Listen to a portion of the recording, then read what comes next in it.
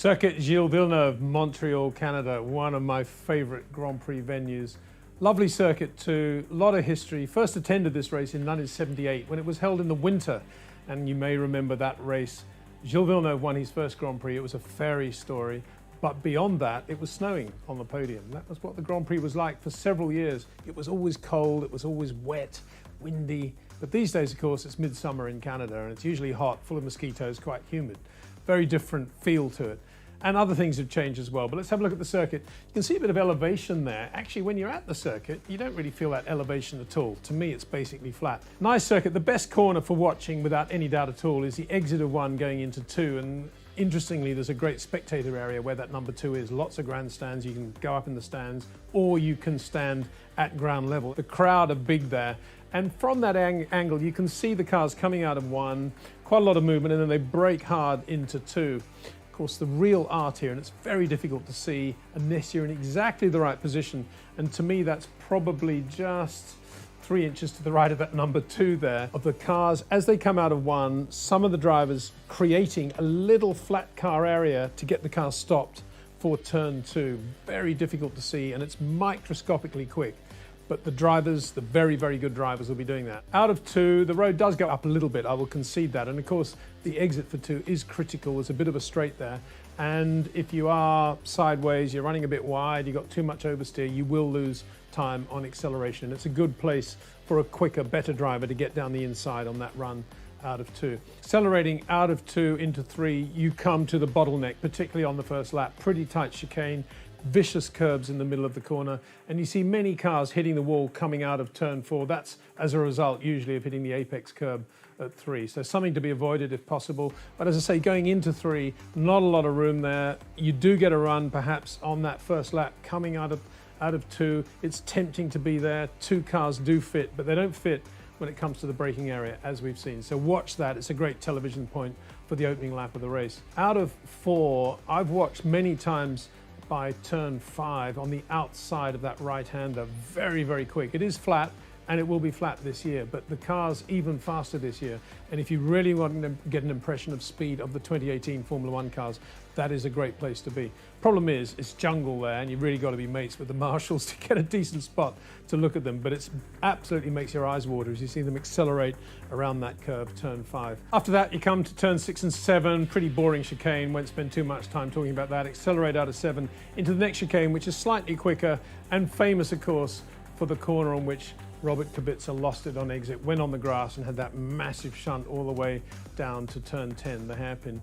Turn 10, great place to watch. Always good to watch cars braking from very high speed, particularly if they're not wearing massive downforce. Not too much to say about the hairpin itself, but coming out of it, we enter a very historic part of the circuit, just after where it says number 11 there. That's where the old control tower and the pits used to be, and the garage area used to be at the back, effectively, of turn 10 in the old rowing sheds. The great thing about turn 13 and 14 is that there's a wall on the outside. Easy for me to say great, because I'm not the guy actually facing the wall on exit. These days you see a lot of drivers going straight on at 13 and then rejoining on the slip road there. That's because they're slightly worried that maybe they are going to hit the wall with the entry speed they have, or maybe they braked a little bit too late or with a bit of angle on the car. But if you do get it wrong coming out of turn 14, you can hit the wall hard, and that's why it's known as the Wall of Champions, because we have had races where many world champions have hit that wall. A couple of other comments to make about this lovely circuit just south of the downtown part of Montreal is that it is surrounded by water. Great atmosphere. You occasionally see huge tankers going down in the St. Lawrence Seaway outside the circuit as well. That adds a little bit to it, puts life into perspective. Overall, lovely Grand Prix circuit. Can't wait.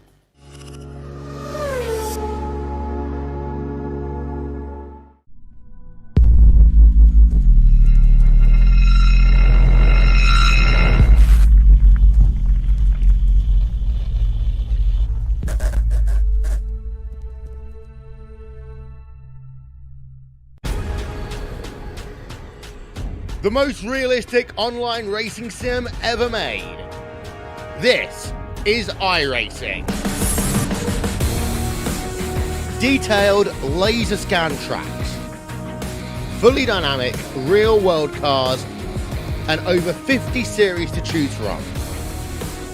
6 online world championships offering over $100,000 in annual prizes. This is the original esport racing game. This is iRacing.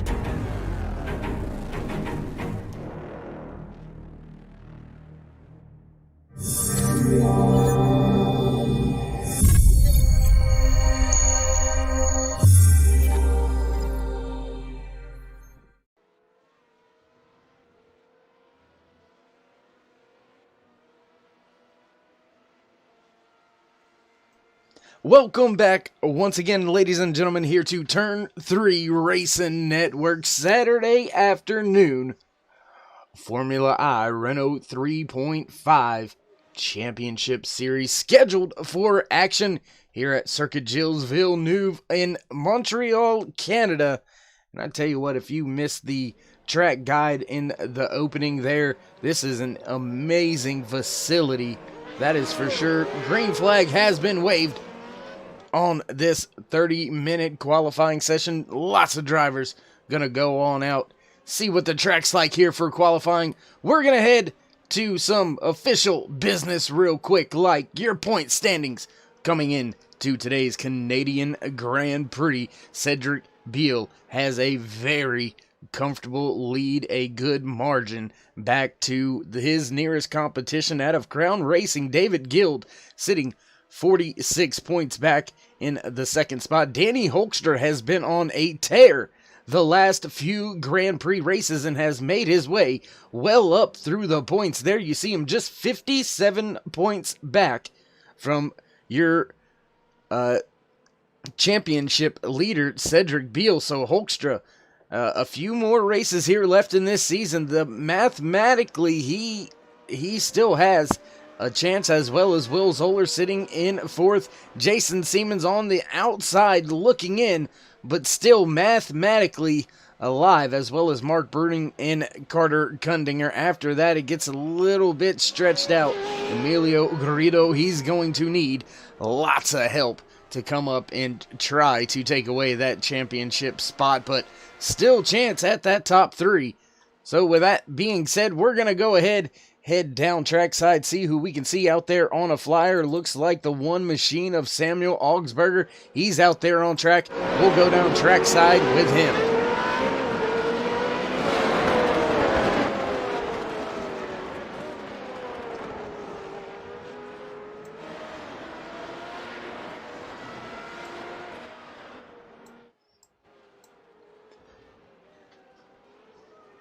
Trying to see what section of the track Augsburger's in right there. I believe that's the back chicane, so that would be around the, I believe, 6 and 7.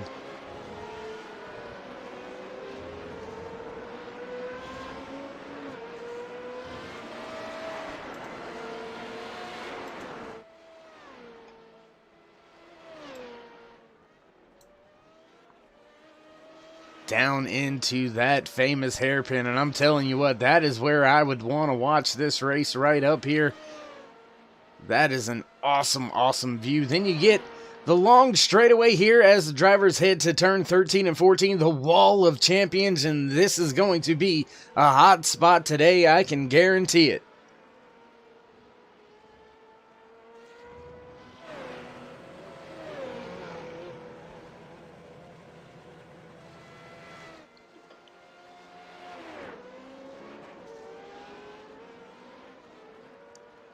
Augsburger with a great lap so far, sitting third so far right now on the provisional pole in this qualifying session. 25 minutes, 26 actually to be exact if you want to be technical with it.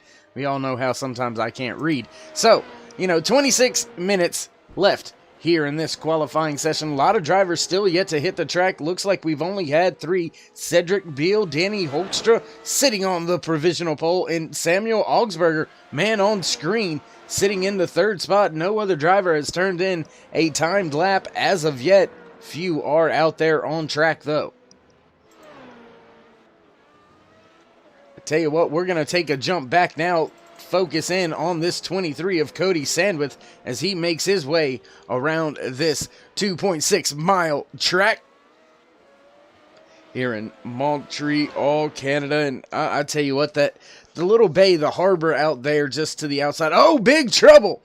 Big trouble for Michael Geringer. Big trouble. He spins. Around he goes.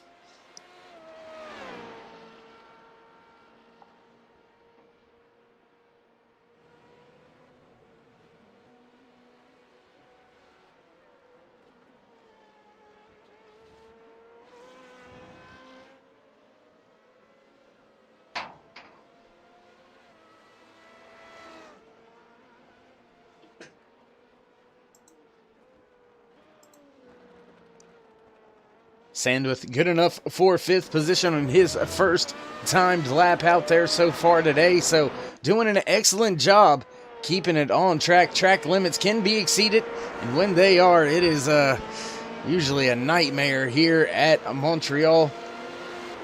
Cedric Beal sitting on top of your provisional pole. We are watching the 23 of Cody Sandwith, and I tell you what, let's go out there with a driver we haven't jumped on board with very much so far this season. Let's go out there with the 17 of Brandon Ferrante as he makes his way around the track. We'll jump on board with him from the cockpit here, see how you get around this massively big track.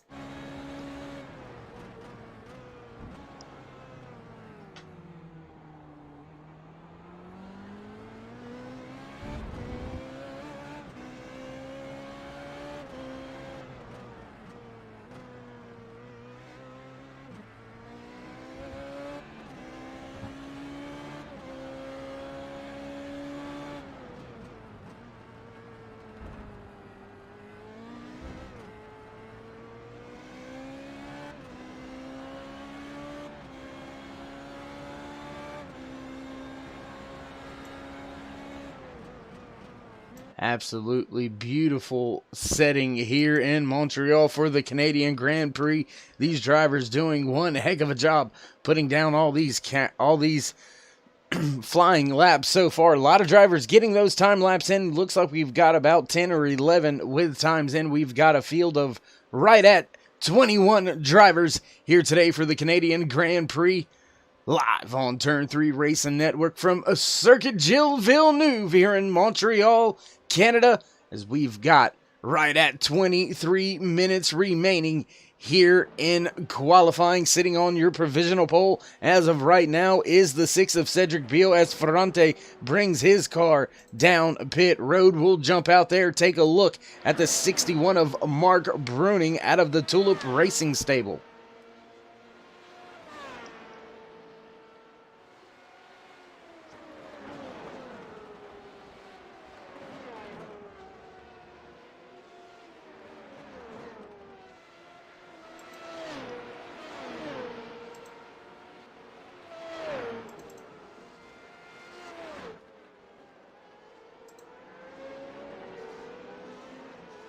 Mark looking good through turn number 1 right there. Coming around through 2.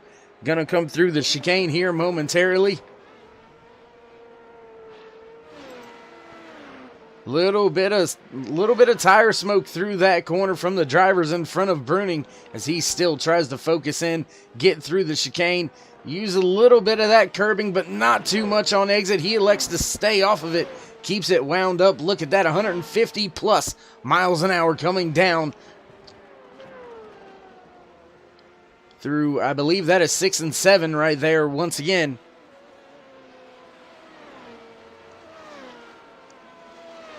Bruning good enough for the 8th position. His Tulip Racing teammate Danny Hoekstra sitting in 3rd as they make their way through the hairpin, heading down the long stretch to the final few corners here. Wall of Champions. This is where it gets exciting. I can tell you that much. Going to be a very interesting watch here today.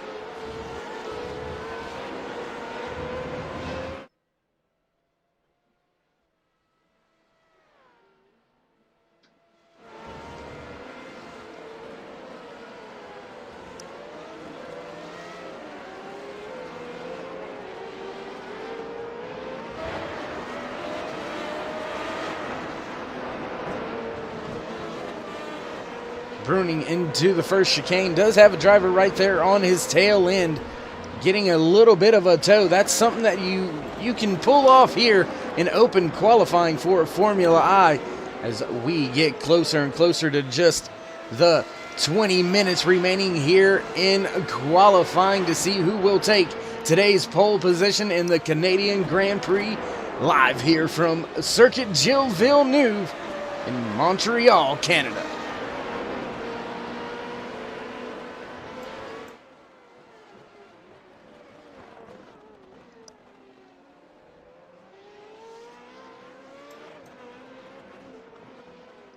And as drivers continue to shake down their cars here in qualifying, trying to push it to the limits, we're going to get set to step away from the track for just a brief commercial break.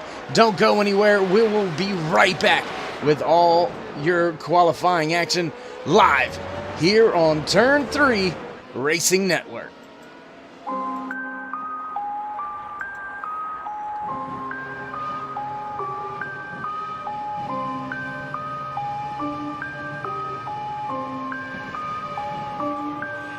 Look, I don't know what's gotten into me. I could be off on my rocker potentially. Bigger I get, the more they think it less of me. Don't be the one to insult my integrity. Put down the whistle, I'm done with you referees. Y'all don't know nothing, you think you ejected me. Till I show up in the game, like remember me. I gotta make it, these people depend on me. Hey, that's how I'm living these days. Threaten my wife, keep digging that grave. I had a job making minimum wage. Told myself that I gotta get paid. Prove myself, yeah, get on my grades. Walk into class like, give me that A. Think I'm trash, put a bag in your face. And I put you by the road like, look, we're the same. Here's a reminder that I still spit. Think I need to advise you to watch your lip, or at least realize that I'm not no kid. Don't Google my name trying to find my crib. Write a pop song, then I write a song like this. Do a lot wrong, doesn't matter, I learn quick. I'm an outlaw, my brain has no fence. Doesn't matter either way to me, cause even if it did, I would destroy it. Used to be employee, now I'm employer. Making big deals, now I gotta get lawyers. People tell me to relax and enjoy it, but when I kick back, I see warning. Summertime, my past, can't ignore it. Every time I rap and I'm recording, might be my last, so I absorb it. Cause I gotta make it or make it. I gotta make it or make it, yeah.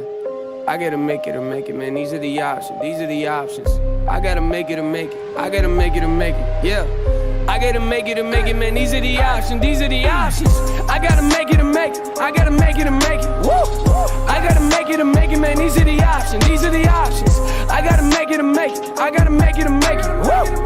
I gotta make it or make it, man. These are the options. These are the options. Tool bag without the pliers. Intros without the choirs. New car without the tires. Music without the writers. UFC without the fighters. Smoking without the fire. Cigarettes without the lighter. Austin Powers, no Michael Myers, that's me. If I ain't get the bars, you see. Something ain't right, like I'm incomplete. Outcast, yes, I'm a different breed. If you disagree, make them all retreat. Act like a boss when I compete. Take my thoughts in a hyperspeed. When it's all gone and I hit my peak, at least I'll know that I took that leap. Cause life is a process, and I am not here for the nonsense. Losing everything I work for likes to weigh on my conscience. That's why I black out the comments. Who's next? Who's next? I don't know, I ain't been watching. Closing my ear to the gossip. I gotta make it or make it, man. These are the options.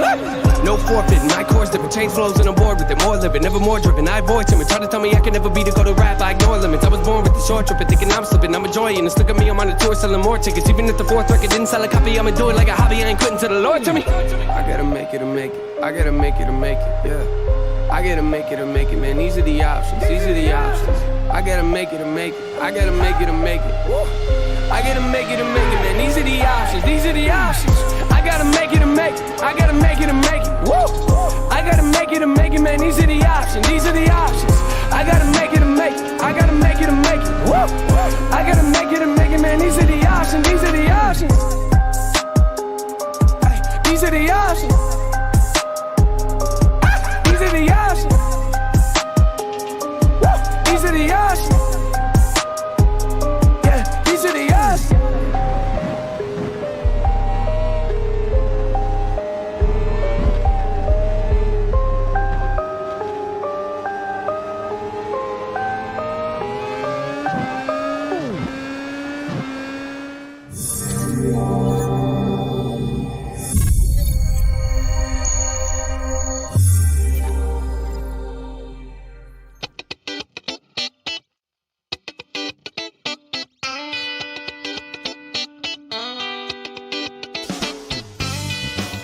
Oh, hi. What's your name? Hi, Marcia. I almost erased you. I was gonna draw a car.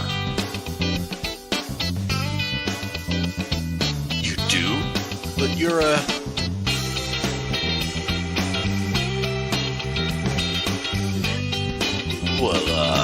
I don't know. A racing driver?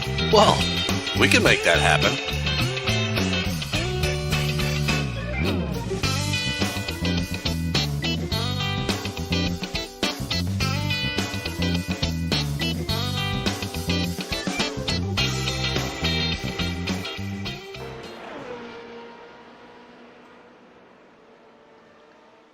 Welcome back. Thanks for joining us once again.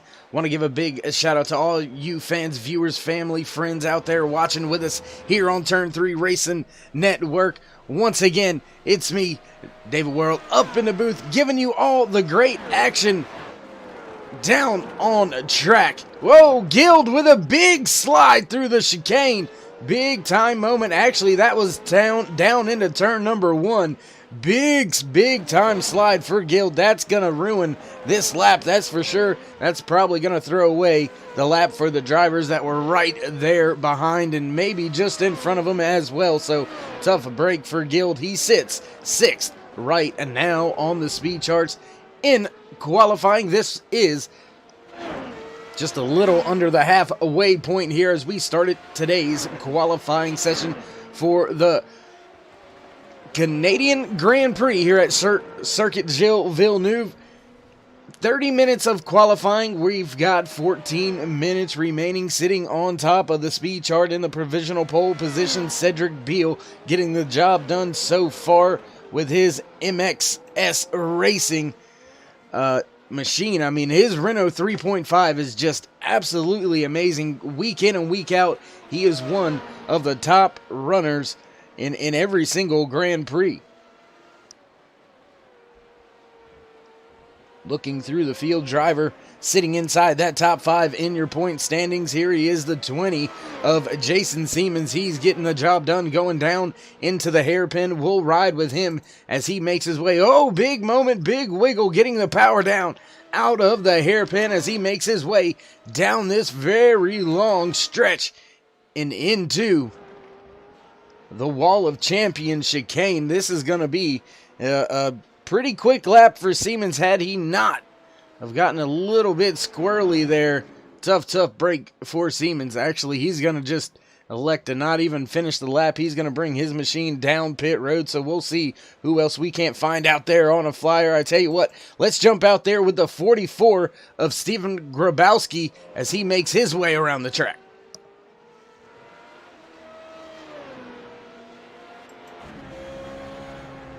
Good camera shot right there, looking right at the visor of Grabowski as he makes his way around the track. Gonna switch off now to our onboard camera here on Turn 3 Racing Network. Oh, moment there.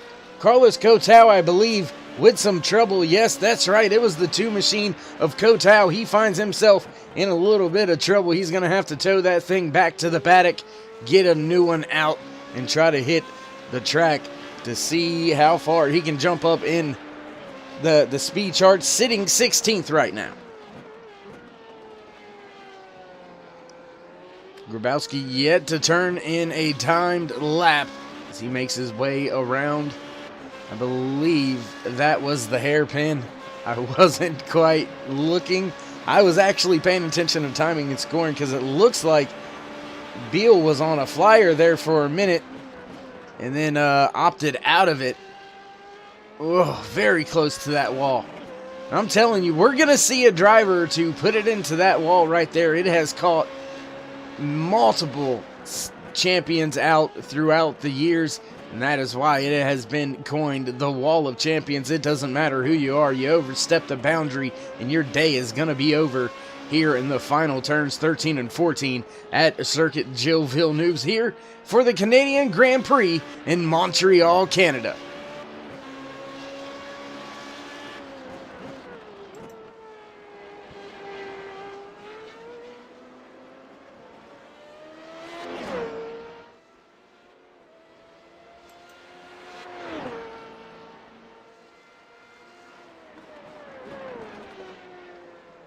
Still sitting on top of the speed charts as Grabowski has a little bit of a moment there. Cedric Beal still sitting in the provisional pole spot. Michael Geringer right there in second. Jason Siemens third.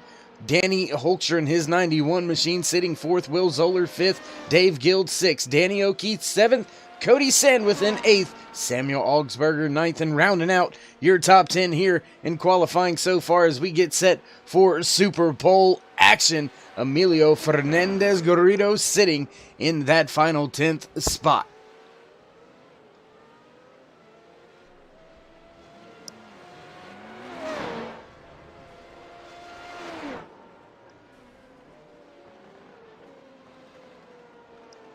As we continue to watch the 44 of Stefan Grabowski come off the corner and around this track, Super Pole has begun. Top 5 drivers there. You see them. They're just highlighted.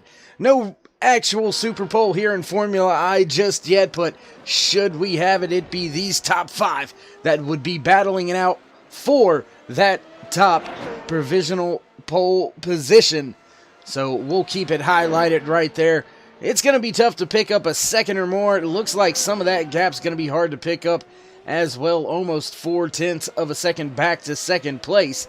A little over 4/10 for third, just at the half-second mark, back to fourth. So Cedric Beal has his car dialed in, and I tell you what, he's actually out there on a flying lap. So we'll jump up with the driver sitting on top of the speed charts right now, Cedric Beal.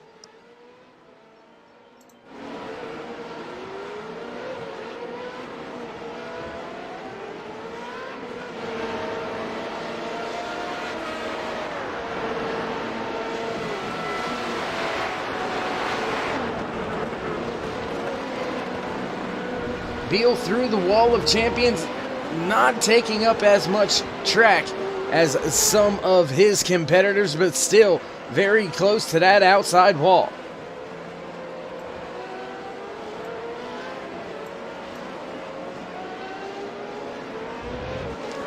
Back out through turns 1, coming through 2 and 3. Gonna hit this first little chicane. Come around through the second little kink here.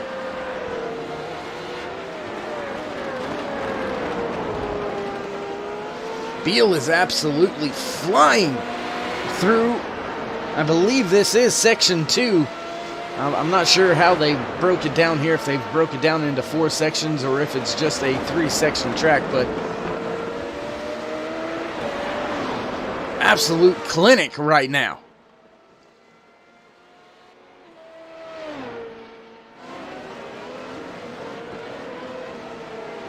Through the hairpin. Oh, driver backwards, I believe. Let me take a look. That was Danny Hoekstra in the 91 machine. Backwards out of the hairpin. More than likely got on the power a little too much. Spun that thing on around.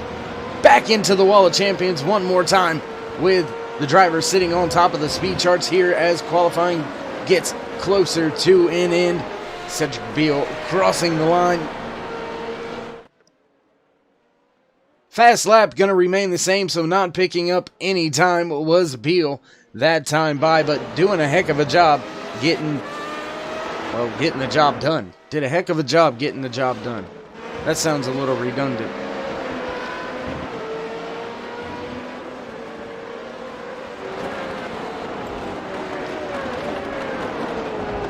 A lot of drivers out there on track trying to put down their fastest time, trying to take away the provisional pole from the 6 of Cedric Beal. He's not having any of it as we've got 20 drivers with timed laps. The only driver yet to put in a timed lap around this circuit is the 33 of Pate Albin. He is still in the paddock. And I tell you what, we're going to take a look through timing and scoring right now. Doesn't look like we've had too many jumps or jumbles in the field. Jason Siemens still remaining in the 3rd spot. Danny Hoekstra right there inside the top 5, still sitting in 4th. Dave Gilles in 6th. Danny O'Keefe up there in the 7th spot. as you see Brandon Ferrante right in front of Cedric Beal making their way through the Wall of Champions back around the final corner to the line and head off towards turns 1, 2, and 3.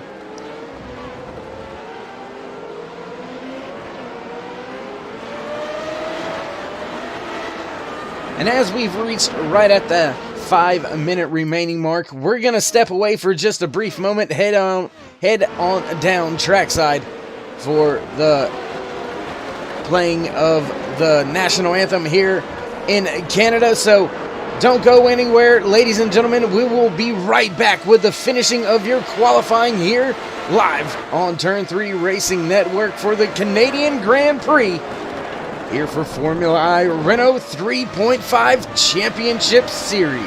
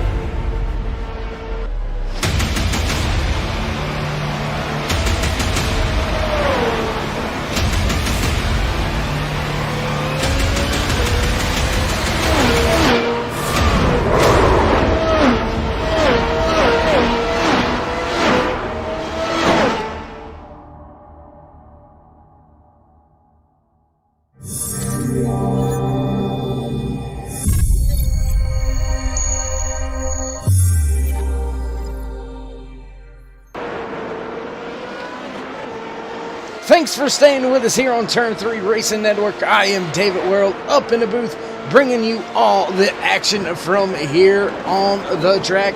Qualifying down under 1 minute, still sitting on the provisional pole as of right now. Man on the screen right there going by the 6 of Cedric Beal. Michael Geringer in his 11 machine sitting in second but off track. Danny Hoekstra is sitting in third, content with his starting spot. He's going to find himself third right now as we've got just 30 seconds remaining. Few drivers still out there going to be able to finish one, possibly two more laps should they be able to cross the line before we get to the end of this qualifying session. Jason Siemens, one of those drivers that can put down an extra lap. Dave Gilles, sitting in 7th in his 4 machine, also has a chance at getting that extra lap here as qualifying starting to come to a close officially. And Beal gonna have enough time for one more lap as well. There you see, qualifying is being waved off. If you haven't already started your timed lap, you're not going to have enough time to finish another one. 1 minute 45 seconds for these drivers to get back around the track. And Beal going to go ahead, call it a day. He's going to slow his lap. Jason Siemens going to continue on his lap. We'll stay with Siemens as he tries to take away the pole position. Oh, driver flipping up there in the front. I believe that is Dave Gilles. Oh, my.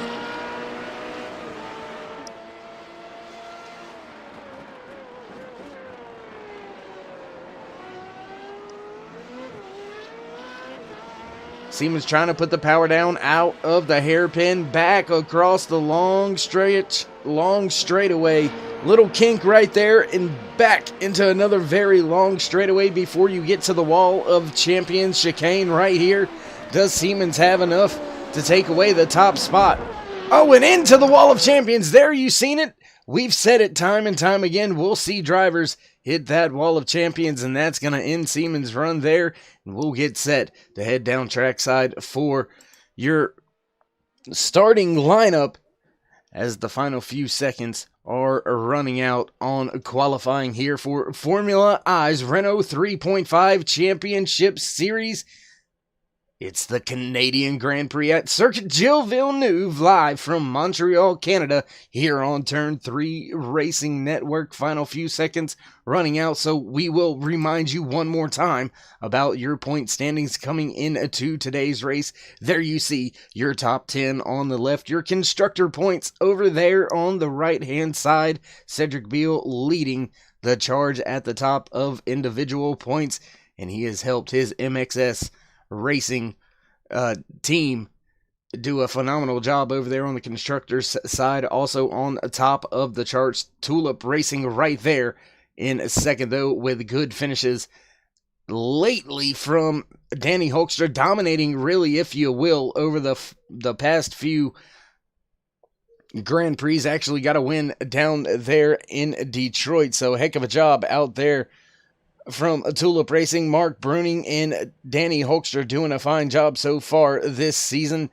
Drivers getting ready to grid up. We will head on down that way momentarily once we get everything sorted on out. Once drivers start to get their cars out of the paddock. Looks like a few are starting to get to the grid.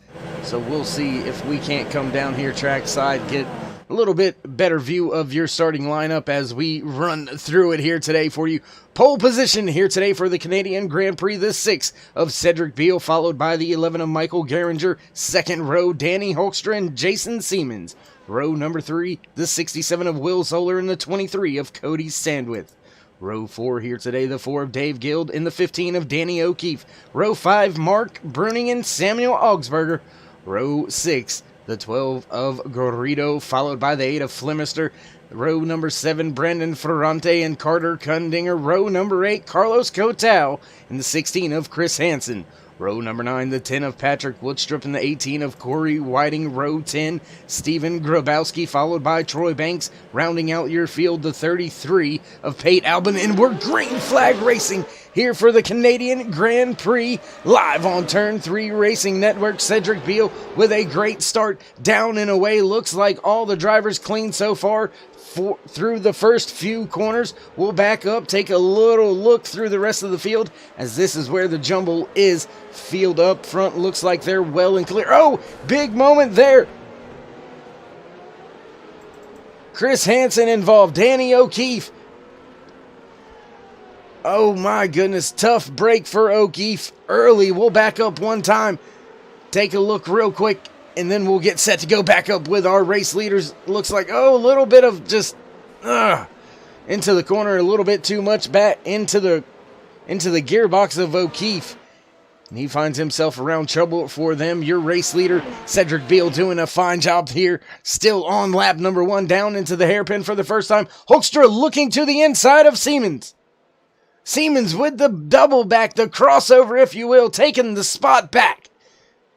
Lots of battles as you see Brandon Ferrante go around Carlos Cotal. There you see another teammate out of Siemens Privateer stable, Patrick Woodstrup. That is for the 13th position.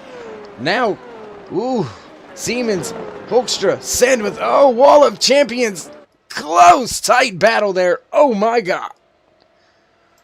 Wow, that is some very close racing, and your leader is liking what he sees, well and away from the field, as we've got a 3-car battle here.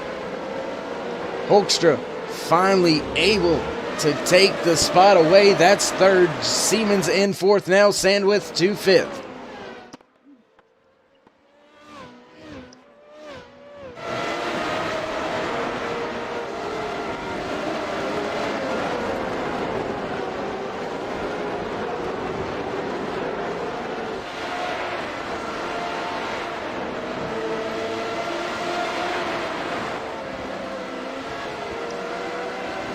Battle starting to calm down a little bit at the front. We'll look through the field, see what kind of battles we have raging on through the field. Looks like a little further back,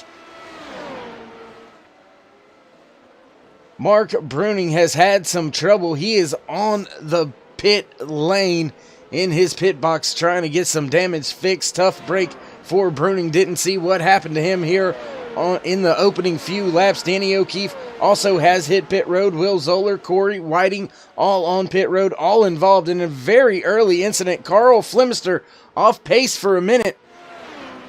Everything seems to be all right with Flemister looking back through the field. Closest battle on track right here. Here you see the very long train of cars. That begins with Danny Hoekstra, Siemens right there, Gilles, Sandwith, Garrido, Kundinger, all right there running with each other on track.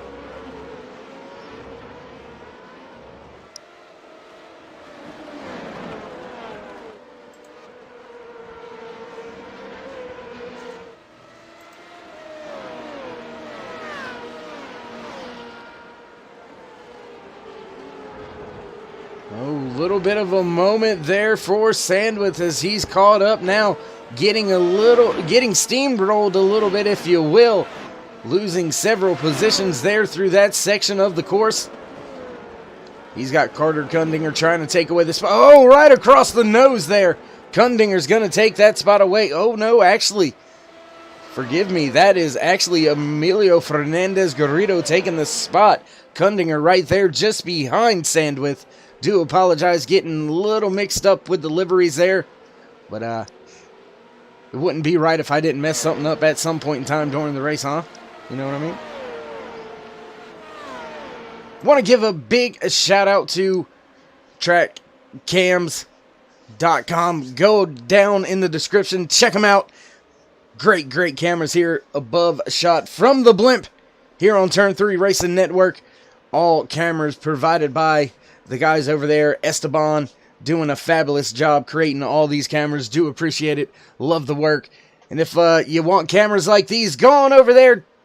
Click the link in the description. It'll take you right where you need to go. We'll continue to watch the racing action down here trackside as Cody Sandwith trying to get away from Carter Kundinger.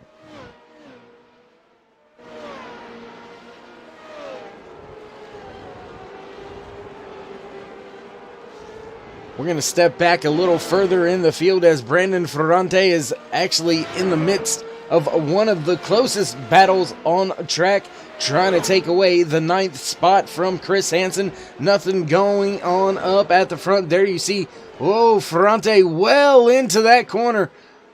I think he may have outbroke himself there into that corner. Whew. That could have been a big time moment there. Beal not having any trouble up at the front, though. 1.5 seconds is your race lead. And hey, that's a pretty nice shirt there, lady.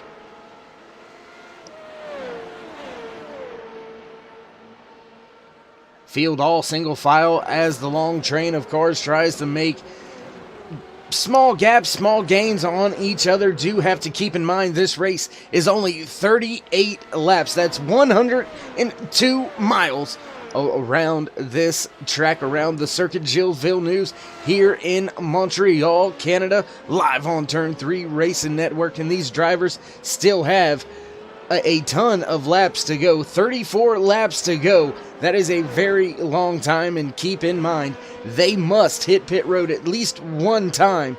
So tire management is a big key here in a place like this, Montreal, known to get a little bit of wear on those front tires, not so much on the rear tires. The only place you really see the cars breaking too loose on exit would be the exit coming out of the hairpin there. Sometimes you want to get on the throttle a little bit too much too soon, and a car likes to wiggle around, break loose.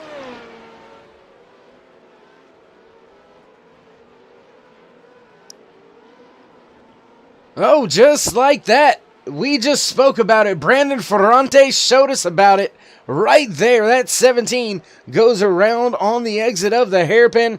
And man, I couldn't, if I had planned it, it wouldn't have went any better than that. And sorry you had to do it, Brandon, but that's exactly what I was saying. Most of the time, it's the front tires that are abused here in Montreal for the Canadian Grand Prix. Except that hairpin, that you're asking a ton out of those rear tires, and sometimes they just can't. Sometimes the front tires can't keep up with the rear. Meanwhile, back up at the front, Michael Geringer trying to run down the 6 of Cedric Beal. Still has him in his sights as we go on board here with your second place runner, Michael Geringer, trying to run down Cedric Beal. He can see him, but can he catch him? If he can catch him, can he pass him?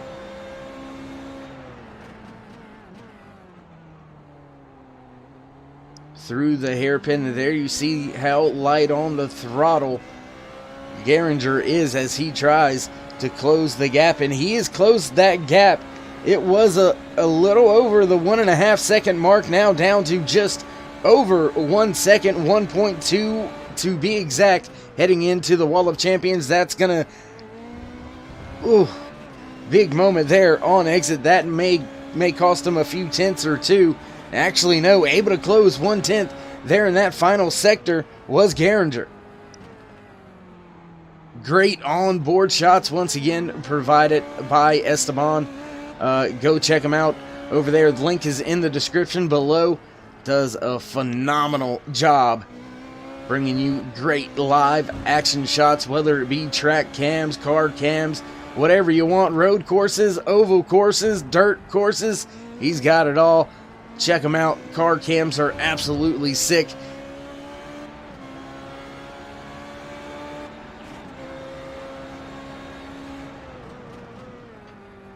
As we continue to watch this battle unfold for the race lead, Michael Geringer trying to run down Cedric Beal, not being too successful as of yet, but does have that gap down to within a second. Is Beal saving some tires?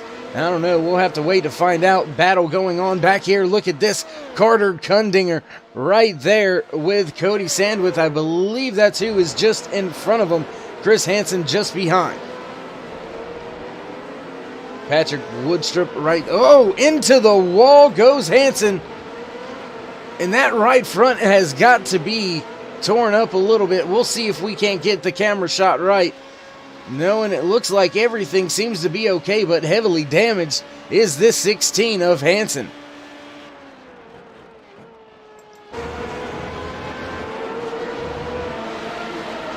Through 13 and 14 back across the line. Looks like Hansen's going to continue on. No harm, no foul. Jason Siemens had some issues. He's fell from 3rd to 5th. Danny Hulkster's going to take over that 3rd spot. Has about a 2-second gap back to the 4th place runner, David Gilles, but he has got a huge gap in front of him. 9 seconds till he can get to the gearbox of Geringer. So your top 2, Beal and Geringer, has absolutely stepped away from the field. And Geringer, I believe, just had a moment, had a spin. We'll back it up on a turn 3 replay real quick.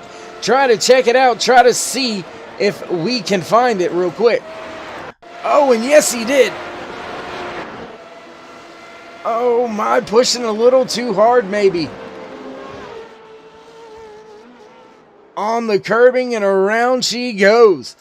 Oh my. He is able to recover, though, as we are back live action shots here as he heads in to the Wall of Champions. There, still slotted in front of Danny Hulkstra, but he was 9 seconds in front of Hulkstra. Now finds himself just 1.3 seconds in front, now building that gap back to a little over 2 seconds. Cedric Beal absolutely loving what he's seen in his rear view mirror. That's going to give him almost half of the pit delta right there, so he can really manage this race from here on out however he wants. Do want to mention a few drivers that have hit pit road. Danny O'Keefe in his 15. Will Zoller has been on pit road twice, still finds himself on the lead lap. Looks like Samuel Augsburger has been on pit road. Steven Grabowski, Mark Bruning has also been on pit road. He finds himself first car 1 lap down. We do have 1 driver out of the Canadian Grand Prix. That is Corey Whiting. He finds that 18 machine pushed back into the paddock. They're going to walk away with the final spot here today in 21st.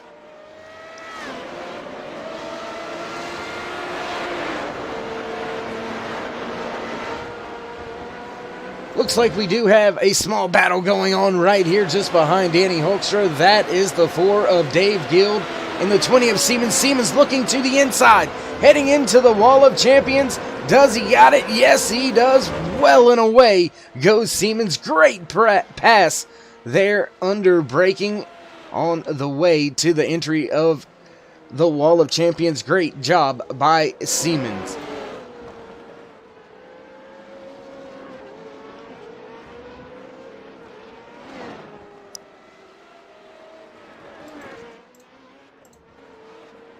And oops, wrong button. Lap 10 out of 38 here today in the Canadian Grand Prix from Circuit Gilles Villeneuve. Live here from Montreal, Canada on Turn 3 Racing Network. You are watching Formula I Renault 3.5 Championship Series. Do want to thank each and every one of you for coming out, watching with us here live from Montreal, Canada today as these drivers try to set some record pace laps. Cedric Beal on a tear up there at the front. Michael Geringer sitting in 2nd. Danny Hulkstra in 3rd. Siemens in 4th. Dave Gilles rounding out that top 5. Emilio Fernandez Garrido sitting in 6th. Cody Sandwith in 7th. Carter Kundinger in 8th, 9th, running right now. Chris Hansen rounding out your top 10 is Brandon Ferrante. Continue to watch this battle unfold between Siemens, Gilles, and Emilio Fernandez Garrido. There you see him just behind Gilles coming through the corner, and that is a pretty green shirt, brother. Love it.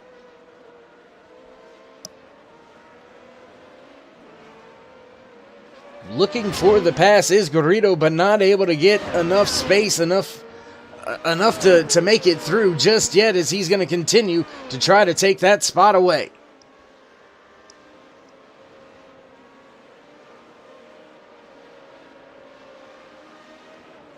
continue to watch this battle unfold on the track before us. That is for the 5th and 6th spot. Dave Gilles has it. Garrido wants it. Can he get the job done? Looks like we need to do some tree trimming just a little bit. We'll step away from the drone cam, go back a little bit closer trackside for you here, bring you a little bit more of the sights and sounds live here from Circuit Gilles Villeneuve from Montreal, Canada. This is Formula I Renault 3.5 Championship Series live on Turn 3 Racing Network.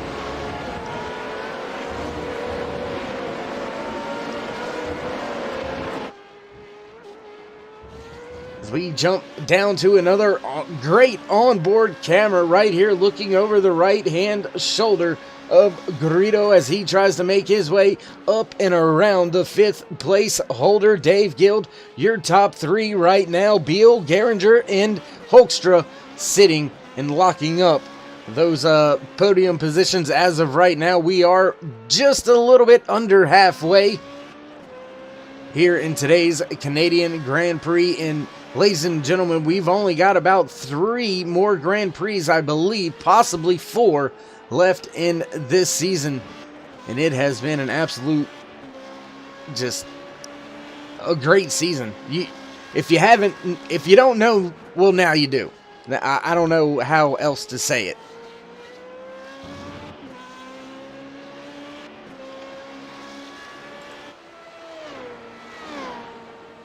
Going to go up a little bit through the field here now. Take an eye from Danny Hoekstra's car off of his left hand shoulder. There you see him trying to close the distance to Michael Geringer. Not able to do it just yet.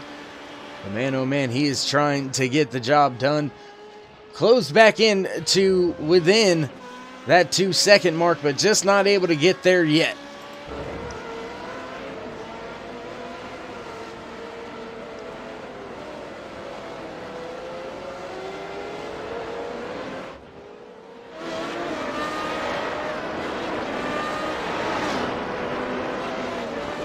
The 44 of Stephen Grabowski now joins the 61 of Mark Bruning as being 1 lap down. He is sitting in the 18th spot. Mark Bruning sitting in 19th. We've still got 17 cars on the lead lap, but it has become a 1-horse race. This driver right here on screen has done an absolute phenomenal job out there today, getting the job done, not having any issues so far here today. Well, he started from the front. He has stayed at the front. Absolutely amazing job out there by Biel as he keeps himself well in front of the field. Almost 10 seconds now separates himself from his closest competitor running in the 2nd spot, Michael Geringer. 9.84 seconds behind your race leader.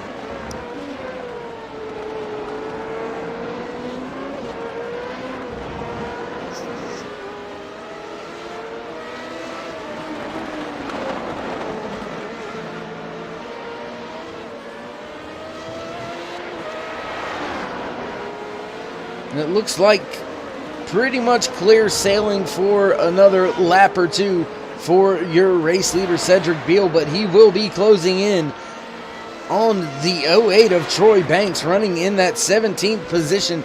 He finds himself almost 1 minute 20 seconds behind the race leader, so he is right there on the fringe of being caught in the next few laps. And, well, your race leader can kind of tiptoe anyway.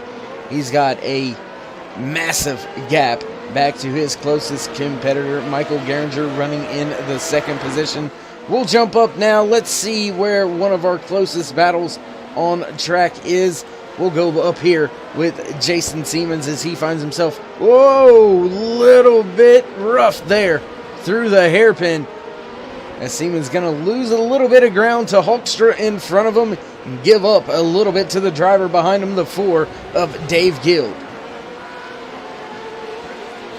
Siemens with a good run here so far. Started in 4th, has maintained that spot, fell back only 1 spot, so Great job managing this Grand Prix so far for Siemens and his Siemens Privateer crew.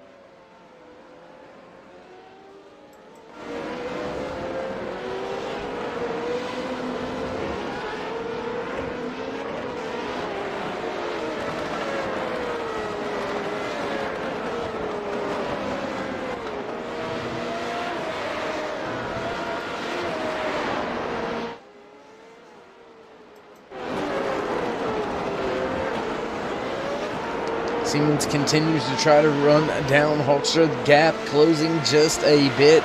Now 1.6 seconds separates himself from a podium spot. How much is Siemens willing to push? Is he willing to tear up those tires trying to get to him? We'll have to just wait and see as Hoekstra makes his way through. We'll take a look back off of the side, looking just over the driver's left shoulder, backwards this time, back at Siemens. There you see him lurking in the distance, so you know Hoekstra sees him in his side mirrors, and that can be a big distraction. Just seeing the car behind you, just knowing there's a car there. There you see the driver off of the throttle car, backfiring just a little bit. Great shot to see that flame fire from the back of this gearbox here for the Renault 3.5. Man, I tell you what, this is one heck of an action shot.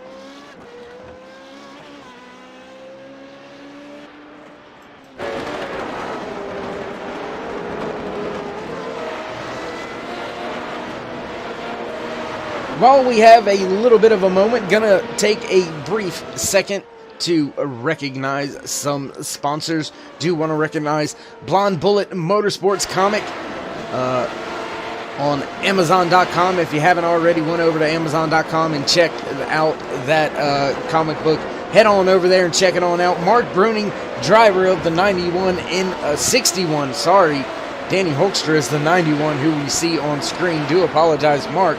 Mark, creator of the Blonde Bullet Motorsports comic book. So help a fellow driver, fellow iRacer. Go on over there, check it out. Promise you won't be disappointed. Also want to give a quick shout out to Formula Racing Simulators. Few of the drivers have rigs and things of that nature from Formula Racing Simulators. Go on over there, check them out. Driver on screen running right now, Danny Hoekstra, is one of those drivers supporting and sponsoring Formula Racing Simulators. So go on over and check them on out as well. Also, big shout out to Esteban for all the great camera work provided here on Turn 3 Racing Network here today. Link in the description. You can go check out all the cameras provided by Esteban.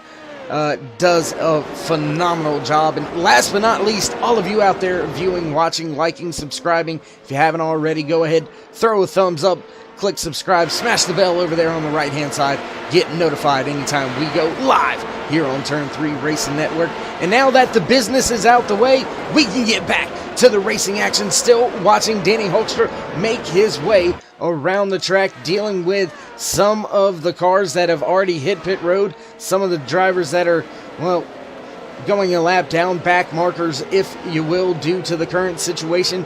Hoekstra's still going to have to hit pit road, as well as Jason Siemens, but Siemens has now closed to within just, oh, big moment there for Hoekstra, having to avoid the slower car there. I believe that is Troy Banks. Siemens going to get a toe off of him for a moment, pulls out, heading back into the final 13 and 14 right there.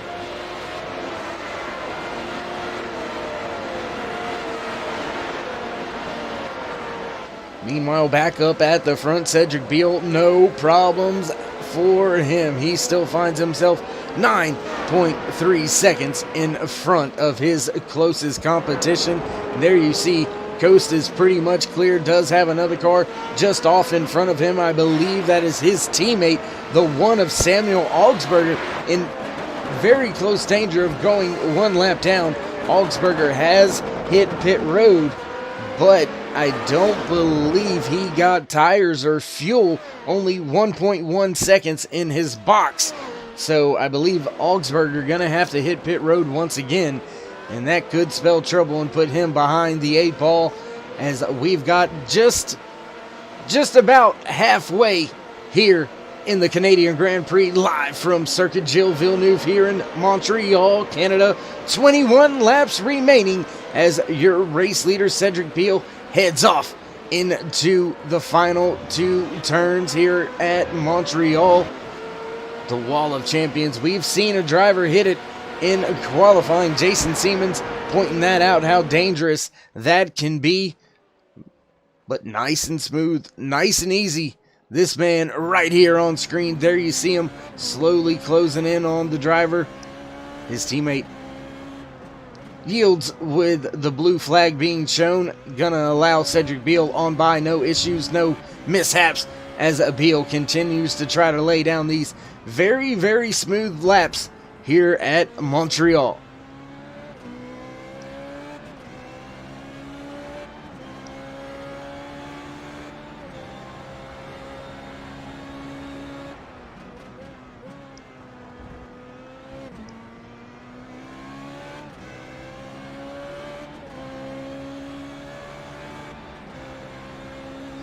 And while we were watching the man at the front of the field, looky here. Siemens on the gearbox of Hoekstra for 3rd. Battle beginning to develop for that 3rd spot. Hoekstra has it. Siemens wants it right there on the gearbox. Not able to do it just yet. Hoekstra, goes wide just a little bit through the corner there. That's going to put Siemens through. Siemens now taking that 3rd and final podium position away. Hoekstra going wide. Gonna make the pass down the stretch. Siemens looking back to the inside, not gonna do it. Siemens gonna come to pit road. Gonna pull the undercut here is Siemens, as Hoekstra gave up a little bit of time those last 2 laps to Siemens.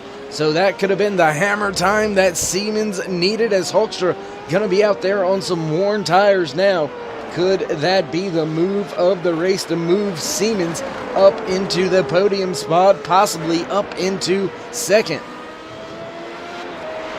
Your race leader Cedric Beal stayed out on track. Michael Geringer also staying out on track. Danny Hoekstra, Carter Kundinger, Brandon Ferrante, Cody Sandwith, all still on track. Looks like Carl Flemister also still on track. Patrick Woodstrup, Carlos Cotal, all drivers yet to hit pit road.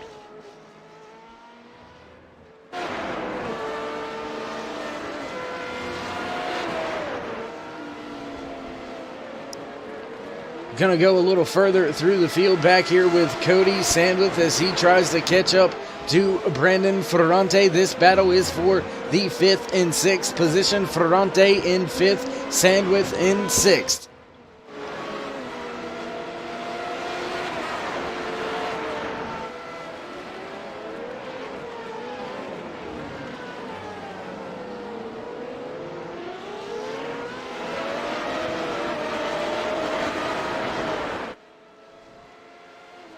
Kicking up dust is Ferrante coming around the corner. Sandwith right there in his wake. Ferrante going down pit road. Sandwith gonna stay out. Your top 5 have yet to come to pit road, as we are just a little over halfway now in today's Canadian Grand Prix, live here from Circuit Gilles Villeneuve in Montreal, Canada, on Turn 3 Racing Network. Once again, thank you all for joining us here today. For myself, David Worrell in the booth, and everybody else back at Turn 3 Racing Network, whether it's Muth in the booth, the Outlaw, KR Stolfus, Rick Hammond, Chris Legue, Danny Valenzuela, Al, any of the guys, Cody Early coming in the booth helping me out on Sunday nights. Hats off to all of you as well. And a big shout out to all of these drivers here today in the Canadian Grand Prix for Formula I's Renault 3.5 Championship Series. One heck of a race. Battles all throughout the field, all over the track, seeing passes in some unorthodox places. And these drivers have put on one heck of a display. while the field has been going through some pit stops, timing and scoring positions have been changing, been getting jumbled up, as it looks like now the 4 of Dave Gilles. He finds himself the first car 1 lap down, sitting in the 12th spot. Brandon Ferrante, last car on the lead lap. He has hit pit road and made his way back onto the track with a 36.1 delta for him, 7.7 pit stop. A little bit on the faster end, but Chris Hansen so far has been the driver with the fastest stop with a 6.6 second stop.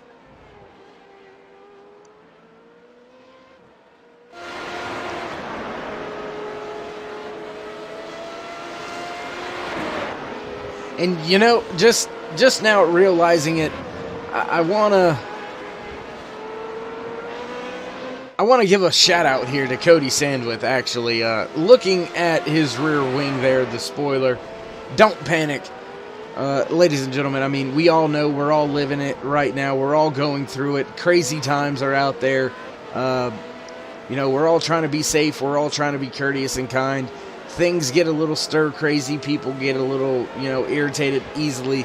You know, just be kind to everybody. Be the way that we should always be. You know, not just because there's an issue. Don't panic. Don't freak.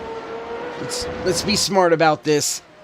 Let's get through this together, as I know we can and we will. So yeah, I mean, what better fitting moniker on the back. Whoa, and Sandwith gonna go around. Little bit of contact there with that inside Armco barrier. Gonna have to try to get it wheeled back around. He gets it back around.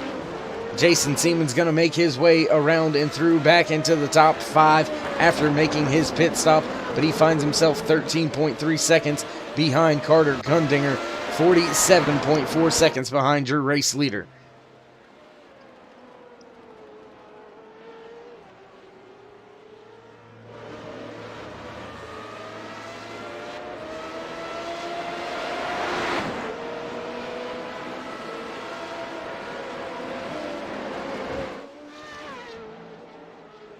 Whoa, Siemens with a wiggle.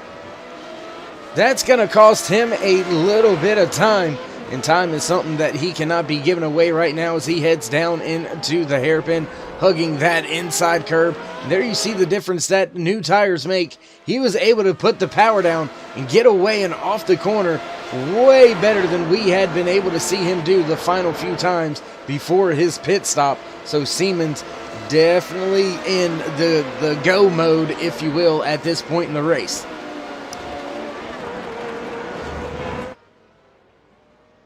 Meanwhile, your race leader, Cedric Beal, has not only maintained the race lead, but has grew that gap, now just under 12 seconds in front of second place runner, the 11 of Michael Geringer. Third place will be Danny Holkstra. He finds himself about 16 seconds behind the race leader, 5 seconds behind second place. Cody Sandwith on to pit road this time by. Gonna have to wait and see if Garrido's gonna go well and through. Carlos Cotal staying out on track. It looks like most of the field now has been on pit road for their pit stop. Mark Bruning also back onto pit road for his stop after an early stop for some damage. Tough break for that Tulip Racing driver, but he is still soldiering on, nonetheless sitting in the 18th spot, trying to see if he can somehow manage some team points out there to help out the cause as we get closer and closer to the end of the season here in the Renault 3.5 Championship Series. MXS sitting on top of the constructor points, and their driver sitting on top of the point standings as well, Cedric Beal. Oh, moment there for Siemens. That's going to hurt his tires for sure, as your race leader, Cedric Beal, has made his pit stop. He has rejoined the field, and he is in second place, 16.3 seconds behind Michael Geringer, who has stayed out on the track, and he is going to be able to recover that time pretty easily, as pit deltas have been right at the 34 to 36 second mark. So they are going to be well in front of Gehringer here after these stops. Danny Hoekstra going to be right there on the edge of being able to leapfrog Gehringer. Should Gehringer stay out another 3 to 4 laps, that gap is going to be very, very close to Jason Siemens possibly battling with Gehringer after he makes his stop. And Gehringer's going to hit pit road this time. We're going to go up here. Watch this unfold. Danny Hoekstra now coming through. And we're going to try to stay focused with this battle as it's going to work its way off of pit road as Gehringer down this long pit road finally into his box. Field doing service.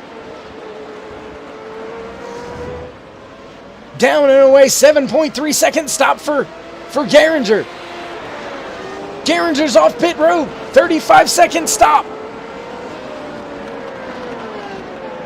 And it looks like he's going to be able to maintain the spot. It looks like he's going to get out in front of Hoekstra. Yes, he does. Shrinks the lead in doing so, as well as Gehringer. Well played. Well played, my man. Good stuff right there. Able to shrink the lead down to 9.5 seconds and increase the lead to the driver behind him. Now 6 seconds behind is Hoekstra.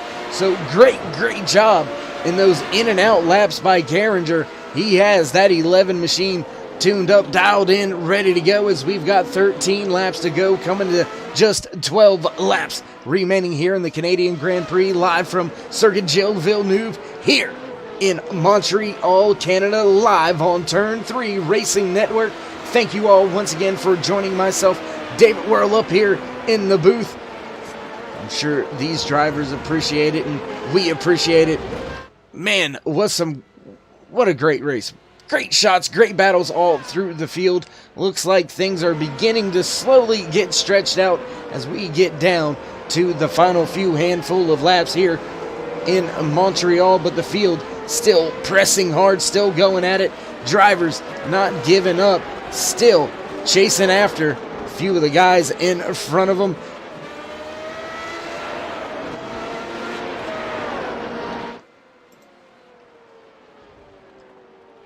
That gap now beginning to grow back above the 10-second mark as your race leader, this man right here, well in front of the field, not playing around today, is Cedric Beal, and he's very close to putting Mark Bruning a second lap down here today.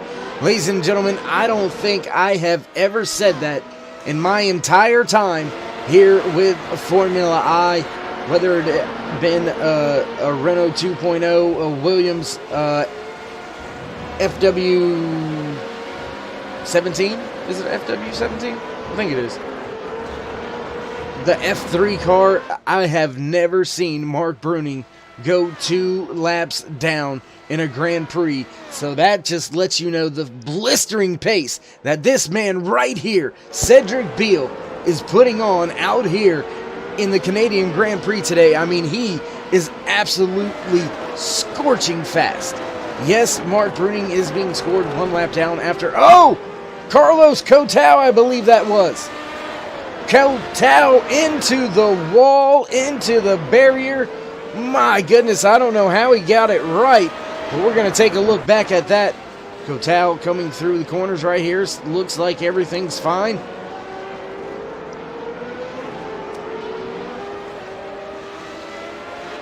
Taking a look back at the replay, trying to see what happened to Cotau.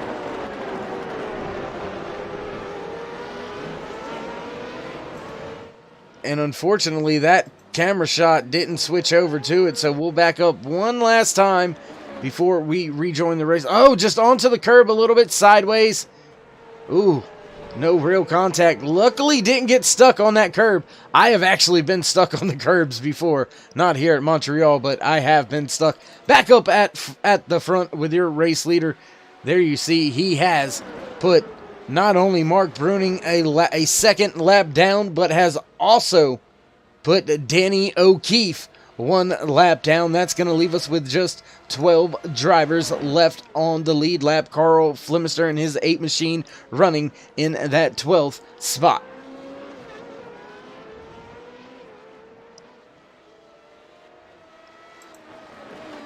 Your top 5 running right now in the Canadian Grand Prix, live here from Circuit Gilles Villeneuve on Turn 3 Racing Network. Cedric Beal in the top spot, running in second, Michael Geringer. Third place is Danny Hoekstra. Fourth, Jason Siemens. Rounding out that top 5, Carter Kundinger, his O2 machine. He has had a fantastic race so far out there today, running in the top 5 pretty much the entire race. So, big shout out to Kundinger and his crew getting the job done out here today in the Canadian Grand Prix.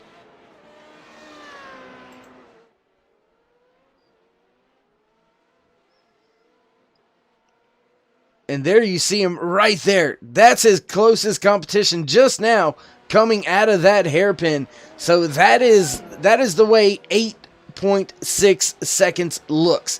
Yes, that lead has shrunk significantly, but your race leader doesn't really have to push right now. There you see him crossing the line, and Geringer just now going through the wall of champions, so has a huge gap. And you know, sometimes it's a cat and mouse game. Sometimes you can play it right and force Geringer to look at that timing and scoring chart and think, I'm catching him, and push it a little bit harder and a little bit harder and wear those tires out a little bit faster and actually end up losing time, making your competitors use their tires more than they need to be, thinking they're gaining. Still going to be a tough task. 8.5 seconds is the gap. 9 laps remaining here in the Canadian Grand Prix, live on Turn 3 Racing Network. We are not on board. We are focused in right now, running with the driver in second position, Michael Geringer. He is close to the closest he's been to the race leader in quite some time now, just a little over the 8-second mark. Looking for some of the closest battles out on track. Looks like this one right here. Will Zoller and Emilio Fernandez Garrido battling for the 6th and 7th position. Those points paying spots could do well for both of their teams. So both of these drivers trying to get everything they can out of today's Canadian Grand Prix.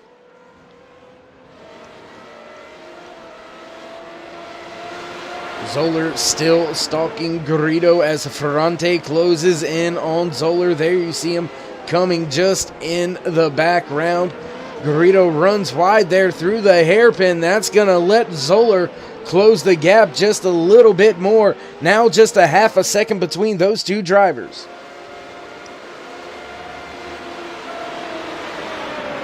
Nothing to really discuss up at the front. Things up there well in hand for your race leader, Cedric Beal. He has led pretty much the entire race. 28 laps out of the 31 so far here today. 2 laps going to Michael Geringer. So Cedric Beal has been on an absolute tear out there on the track today here in Montreal. As we continue to watch Will Zoller try to make the pass on Garrido. Garrido making that 3.5 very wide here at Circuit Gilles Villeneuve. Still not able to make the pass now. Going to the inside is Zoller. He's going to make it stick well and away now as he takes that 6th spot away from Garrido. Garrido now going to have to look through his side mirrors, and he's going to see Brandon Ferrante coming up right there on his gearbox, as well as Carl Flemister very close to being put a lap down as well, and that will leave us with just 10 cars left on the lead lap as we work with just 7 laps remaining. We are on lap 32 out of 38 here for today's Canadian Grand Prix, live from Circuit Gilles Villeneuve, Montreal, Canada, on Turn 3 Racing Network. your race leader, Cedric Beal, trying to make his way through the traffic. Carl Flemister just off in front of him. Patrick Woodstrup also up in front of your race leader. He's got a little bit of gap to him. Not sure if he's going to get to Sandwith or not. Or I do apologize. Not sure if he's going to get to Woodstrup or not. Don't believe he's going to get to Sandwith at all. So Cody Sandwith going to be running in the 9th position. No danger in going a lap down. But he's still trying to chase down Brandon Ferrante as Ferrante's putting the pressure in on Garrido.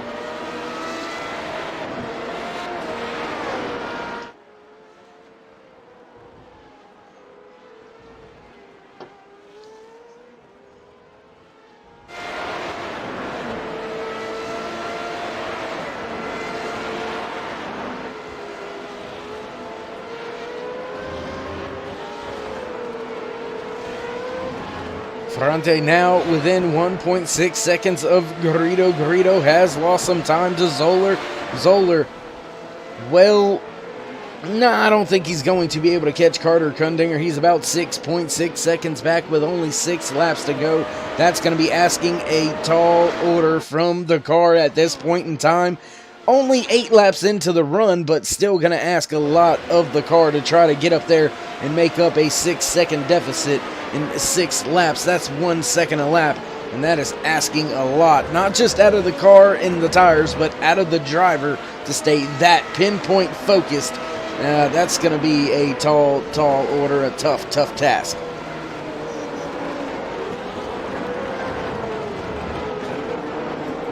Meanwhile, your race leader seeing 1, maybe 2 cars here in front of him. That would be the 8 machine of Carl Flemister just off in front of your race leader. Cedric Beal coming off the last corner, turn 14 right there in the Wall of Champions. Back across the line, trying to take as much precautions as he can, but not trying to get out of rhythm either.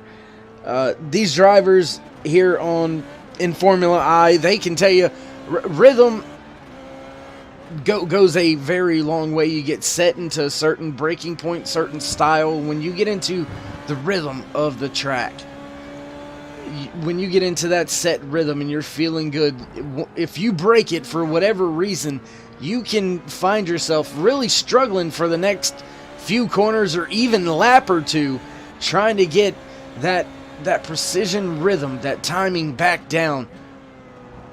From trail braking in and turning in, downshifting, upshifting off of the corner at the right time, where to go into 6th gear into this corner right here. There you see him down to 2nd, crossing over heavily through the hairpin and squeezes the 1st back to 2nd. Very, very unique timing that you got to keep it nice and smooth.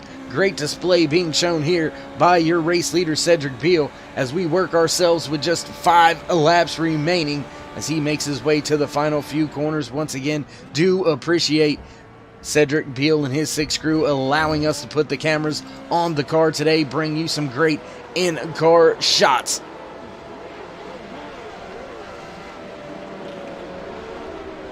And oh my, something must have happened. Because looky here, Kundinger might have had a moment. Will Zoller has closed 6 seconds in almost 2 laps. I don't know how or where Will Zoller has found the pace, but my goodness, he has found it late here in the race. 4 laps remaining in the Canadian Grand Prix, and he's trying to break into the top 5. Coming around the little kink right there. They do classify it as a turn. I really would leave it out, but, you know, whatever. Turn 13 and 14 here for Will Zoller as he takes that top 5 spot away from Kundinger. And if Zoller somehow magically makes up 24 seconds to pass Jason Siemens, I'm done. I'm just done. Because there's nothing left for me to see in life than somebody make up 25 seconds in 4 laps. I'm done. Zoller making a case, though. He's already a half a second away from Kundinger, so it's not a fluke, ladies and gentlemen. Zoller is absolutely flying right now.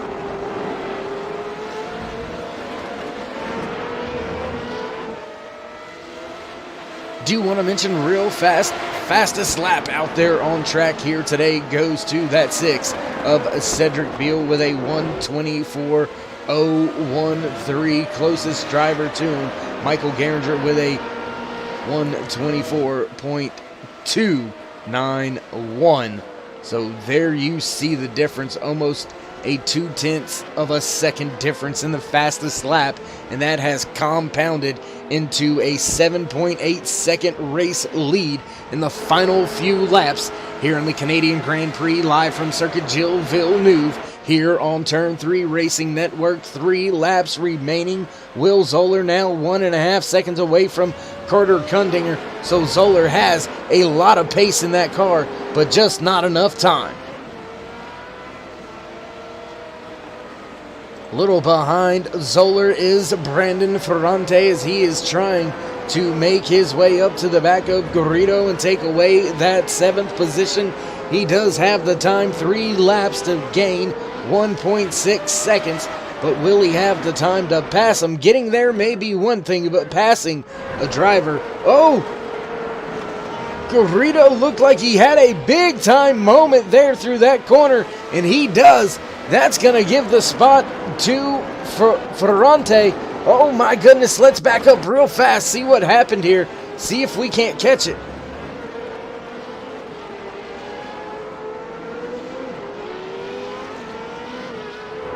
Looking back here to try to see what happened to Emilio Fernandez. Garrido looks like, just slides through the grass, not into the wall. Good save by him.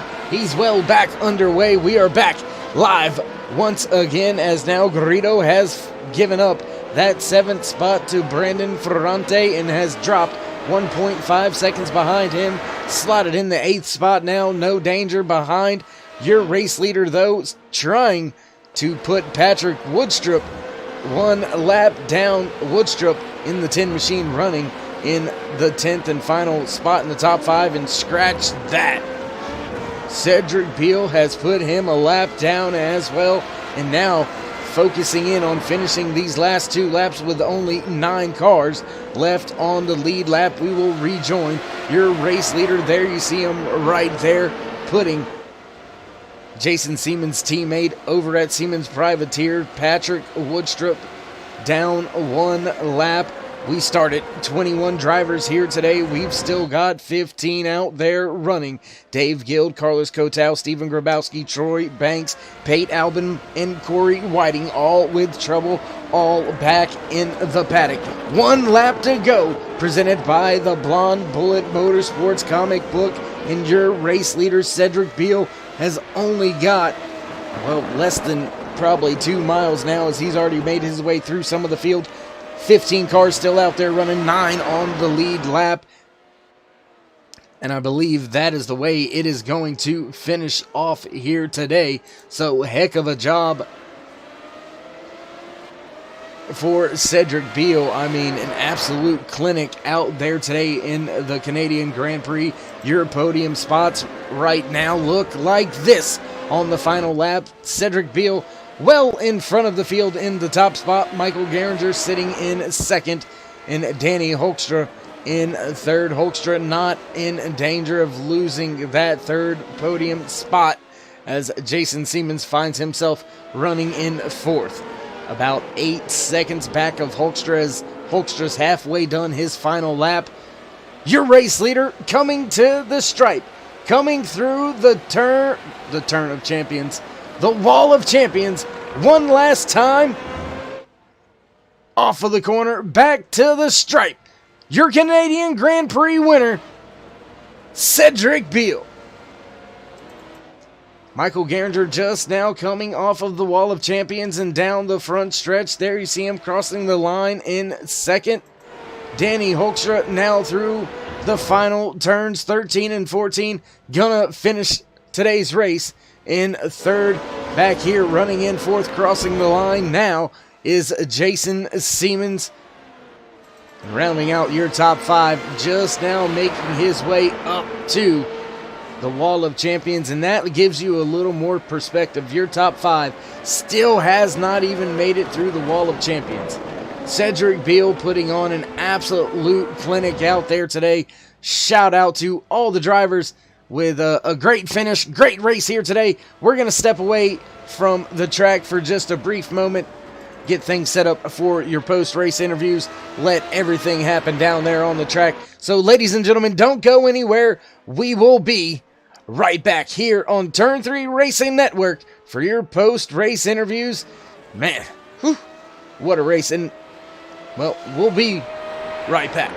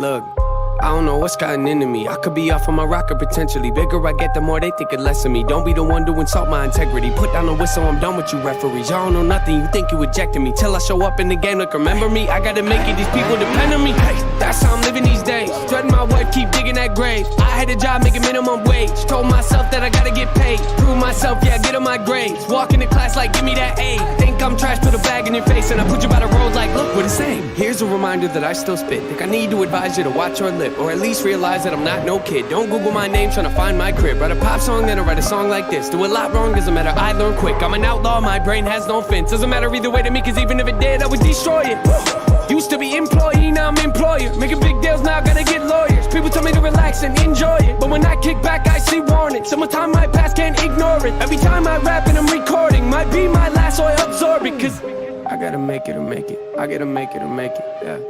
I gotta make it or make it, man. These are the options. These are the options. I gotta make it or make it. I gotta make it or make it. Yeah. I gotta make it or make it, man. These are the options. These are the options. I gotta make it or make it. I gotta make it or make it. Woo! I gotta make it or make it, man. These are the options. These are the options. I gotta make it or make it. I gotta make it or make it. Woo! I gotta make it or make it, man. These are the options. These are the options. Tool bag without the pliers. Intros without the choirs. New car without the tires. Music without the writers. UFC without the fighters. Smoking without the fire. Cigarettes without the lighter. Austin Powers, no Michael Myers. That's me. If I ain't get the bars, you see. Something ain't right, like I'm incomplete. Outcast, yes, I'm a different breed. If you disagree, make them all retreat. Act like a boss when I can beat. Take my thoughts in a hyperspeed. When it's all gone and I hit my peak, at least I'll know that I took that leap. Cause life is a process, and I am not here for the nonsense. Losing everything I work for likes to weigh on my conscience. That's why I black out the comments. Who's next? Who's next? I don't know, I ain't been watching. Closing my ear to the gossip. I gotta make it or make it, man. These are the options. No forfeit, my course different. Change flows and I'm bored with it. More living, never more driven. I avoid timid. Try to tell me I can never be to go to rap. I ignore limits. I was born with the short trip and thinking I'm slipping. I'm enjoying this. Look at me, I'm on a tour selling more tickets. Even if the fourth record didn't sell a copy, I'ma do it like a hobby. I ain't quitting till the Lord to me. I gotta make it or make it. I gotta make it or make it, yeah. I gotta make it or make it, man. These are the options. These are the options. I gotta make it or make it. I gotta make it or make it. Woo. I gotta make it or make it, man. These are the options. These are the options. I gotta make it or make it. I gotta make it or make it. Woo. I gotta make it or make it, man. These are the options. These are the options. I gotta make it or make it. I gotta make it or make it. Woo. I gotta make it or make it, man. These are the options. These are the options.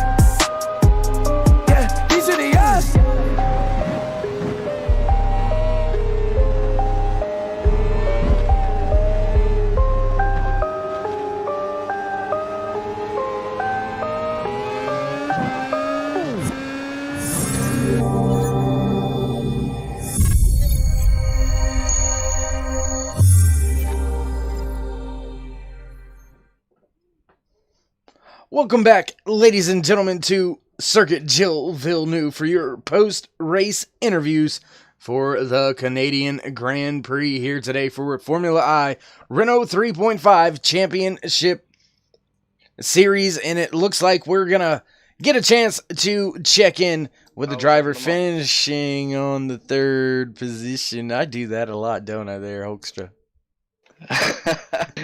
No problem, man.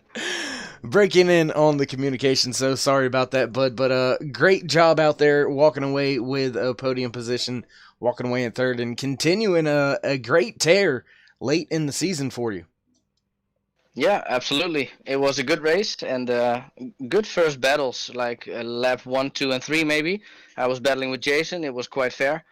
Then I pulled a little gap on him, but he came back slightly, and then I kind of gave him some room in the hairpin, you probably saw, and I had to avoid a collision. And then I overtook him again after the straight, and he went for pit road. So I decided to go a couple of laps more, strategy-wise. And yeah, it worked because I had a 7-second gap, I guess. Yeah, a pretty decent gap back to Siemens finishing in fourth. So great job out there. And I mean, finishing the way you have in the last few Grand Prix, I mean, what has been did something just click with these 3.5 machines just, because it was almost like a light switch. You were running a little bit rough there the first 2 or 3 Grand Prix, and then just light switch, it was go mode, and you have had that tulip racing machine up there at the front ever since. Well, it was a combination. The first race of the season I already missed because I was in Disneyland. Well, okay, not that bad. The second, third, and maybe even fourth, I had some bad luck with starts and first laps with cold tires. But yeah, we've been working on the setup, Mark and me, and yeah, it's like the puzzle is coming together more and more. So yeah, feels a lot better now. We have more grip on the rear tires, so that definitely helps. And I don't push too much anymore in race because I know it's an hour and you need to stay on track for an hour. That is very true. Best place to be is on the asphalt, that's for sure, especially at a confined track like this here in Montreal. So, Danny, once again, great job out there. Before I let you go, would you like to give any shout-outs, thank yous, love yous? I think same as usual. So you, my dad, my teammates, Dave, Gilles, Jason is doing a good job. Carl is going to run the F3 of our league, so he is stepping up as well. So yeah, thanks to anyone that's involved in my success lately. All right, man. Well, we will look to catch up with you in 2 weeks. Yeah, you definitely will. There you have it. Some few parting words from the driver finishing in the third and final podium spot. Danny Hoekstra, unfortunately not able to catch up with your second place runner. Michael Geringer had some previous obligations needing to fulfill, so we're not going to get a moment to speak with him, but great race, great showing, finishing in the second position out there for Geringer, and that's going to lead us to your race winner, the man himself, dominating most of the Grand Prix, and that was the driver of the sixth machine, Cedric Beal. You got a copy? Hello. Well, hello once again, my man, up here talking to me in post-race interviews and walking away in the championship standings with yet another win. Great race. Thank you guys. Very happy for the victory. This race was hard. Michael is very, very fast. It was difficult to beat him during the qualification, and after during the race he had a little more better pace than me. I tried to just manage the advantage, the gap, and he did a mistake. I think his car was damaged because on straight line I was just I just have 4 tenths each time. So yes, happy. another dominating Grand Prix out there for you. You led basically the entire thing, only 2 laps, and that was when you had decided to come to pit road. So another dominating performance out there. What's your thoughts looking on the final few races? Do you plan on trying to be as dominant, or you gonna maybe cool off a little bit and ride, knowing you got a good points buffer? Always the goal is to win the championship. So even if I don't win a race, it is not too bad, because the most important thing is to win and have some points. But even if I have win a lot this season, I will stay on my maximum to do the best performances possible. Yes. All right, my man. Well, once again, great job on the dominating performance out here today in the Canadian Grand Prix for the Formula I Renault 3.5 Championship Series. Before we let you go and celebrate a little bit more, Cedric, would you like to give any more shout-outs, thank yous, love yous, anything like that? Yes, thank you everybody doing the race, racers in the series, and big up to Samuel. I think he had an issue during the first lap, but he will do better on next one. And thanks to my teammate and team NXS Racing, and thank you for the broadcast every day, every weekend. It's a good job, so congratulations to you as well. All right, there you have it. Some final parting words from your race winner, Cedric Beal. And man, I tell you what, there was a lot of action involved in the first turn, in the first lap. Well, maybe not the first turn, but on the first lap, a few drivers caught up in some things, in some issues. Tough break for some of them. Mark Bruning having a fight that he was not expecting here today after some lap 1 trouble. A few other drivers also involved in lap 1 trouble. But that will lead us to your race results. Walking away as your race winner today is Cedric Beal on top of the charts. Finishing in second, the 11 of Michael Geringer. Third will go to the 91 of Danny Hoekstra. Fourth place goes to the 20 of Jason Siemens. Fifth, the 67 of Will Zoller. Sixth place, the 02 of Carter Kundinger. And in seventh, the 17 of Brandon Ferrante. Eighth position goes to the 12 of Emilio Fernandez Garrido as he finishes just in front of the 23 of Cody Sandwith. And then rounding out your top 10 will be the driver of the 10. First car, 1 lap down, Patrick Woodstrup. Walking away in 11th position today for the Canadian Grand Prix will be the 8 of Carl Flemister. The 15 of Danny O'Keefe slotted in 12th. 13th goes to the 16 of Chris Hansen. 14th, the 1 of Samuel Augsburger. 15th, the 61 of Mark Bruning. 16th will be the 4 of Dave Gilles. 17th, the 2 of Carlos Cotau, and finishing 18th, the 44 of Stefan Grabowski. 19th will be the 08 of Troy Banks, and in 20th, the 33 of Pate Albin. Rounding out your field for today's Canadian Grand Prix will be the 18 of Corey Whiting, finishing in the 21st position. And well, ladies and gentlemen, that's all she wrote. That's all there is to do here up in the booth. We do appreciate you each and every week coming out here, joining myself, David Worrell, up here in the booth, Darkside Dave, if you will, Muth in the booth, everybody else back at Turn 3. Appreciate all the work behind the scenes, all the great stuff going down over here at the headquarters for Turn 3 Racing Network. Big shout out to all of our sponsors here in Formula I, whether it be the Blonde Bullet Motorsports comic book, Formula Racing Simulators, or Esteban over there at Track Cams, providing just, amazing camera shots live each and every week here on Turn 3 Racing Network. And with all that being said, we're going to leave it with a little bit of in-car clip here from Max Verstappen. He's going to take you around the track one good time here at Canada. So enjoy Max's hot lap, and we'll catch up with you next time here on Turn 3 Racing Network.